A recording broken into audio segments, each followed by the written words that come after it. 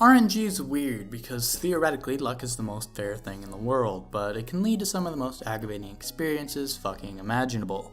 You can do everything right and fail multiple times on a theoretically favorable bet, or you can get extra unlucky trying to generate a theoretically unlikely result and end up wasting a bunch of time in a Skinner box. Yet, at the same time, there are strategy, survival, and even competitive games which manage to make RNG an actually engaging mechanic. By allowing a player to influence their odds and adapt to the results, the game becomes less about the luck of the roll and more about the plans that come before and the contingencies that come after. If the player is meant to engage with the mechanic, RNG should always be seen as something to overcome. The fun doesn't come from something unpredictable happening, but from the player adapting to an unpredictable situation. For example, Minecraft's randomly generated worlds are beautiful on their own, but the fun comes from overcoming the unique challenges each biome presents you with. You can survive and conquer whatever, but you need to act differently each time. If you can't adapt to or plan for randomness, then it's just not going to be engaging for the purposes of a video game. For example, XCOM and Fire Emblem are both permadeath strategy games which heavily rely on RNG as a basis for their combat. They both use RNG well, where you can plan to take safe bets, and while I think I prefer XCOM as a game, I prefer the way I can plan my moves in Fire Emblem. That game lets you take back movement, and XCOM doesn't. Obviously, it'd be game-breaking if XCOM let you do that with the way Overwatch works and whatever, but between range bonuses and penalties, a sometimes unclear range of sight, a destructible environment, and a bunch of modifiers, it can be difficult to know just where the scientifically best shot would be taken from. And that can make it somewhat disappointing when you move your guy to find out that your shot just isn't what you expected. In Fire Emblem, you can more confidently plan to use your weak guys because you can more easily back them up with your strong guys, where in XCOM you lead with your strong units and your weaker ones are stuck with cleanup.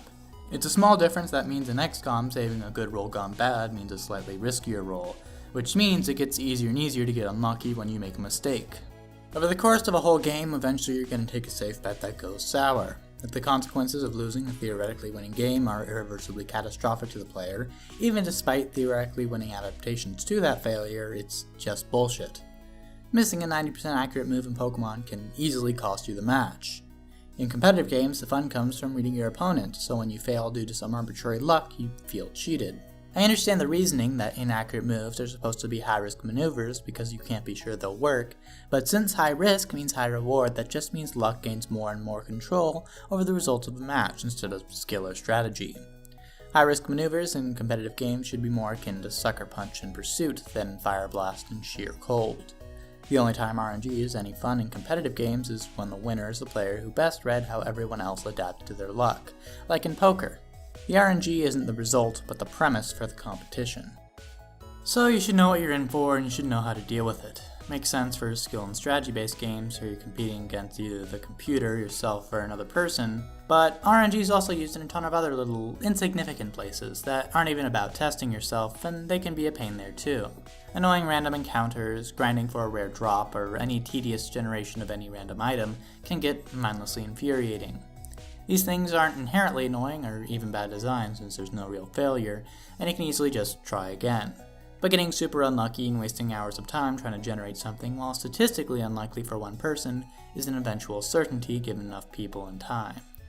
Therefore, the solution is to let the player influence their odds or have alternate ways of acquiring the same item. Maybe in addition to the drop, you can find the item in a specific location, or maybe you can boost your odds of finding a certain item with a certain buff.